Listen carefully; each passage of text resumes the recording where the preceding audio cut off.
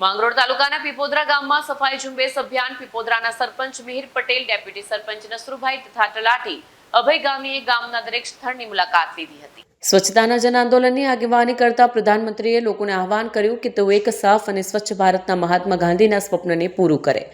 નરેન્દ્ર મોદીએ પોતે મંદિર માર્ગ પોલીસ સ્ટેશન પાસે સફાઈ અભિયાન શરૂ કર્યું। પ્રધાનમંત્રી દ્વારા ગંદકી સાફ કરવા માટે ઝાડુ પકડવાના કારણે સ્વચ્છ ભારત અભિયાન દેશભરમાં એક જન આંદોલન બની ગયું। તેમણે કહ્યું કે લોકોને ન તો ગંદકી કરવી જોઈએ અને ન બીજાને કરવા દેવી જોઈએ। તેમણે ન ગંદકી કરીશું ને કરવા દઈશુંનો મંત્ર આપ્યો। મોદીએ સ્વચ્છતા અભિયાનમાં સામેલ થવા માટે 9 લોકોને આમંત્રિત પણ કર્યા અને તેમને પણ અનુરોધ કર્યો કે તેઓ પણ અન્ય 9 લોકોને આ પહેલમાં જોડે। દેશભરમાં લોકો સક્રિય રૂપથી સ્વચ્છ ભારત અભિયાનમાં સામેલ થઈ રહ્યા છે અને મહાત્મા ગાંધીના સ્વચ્છ ભારતનું સપનું હવે સાકાર થવા લાગ્યું છે।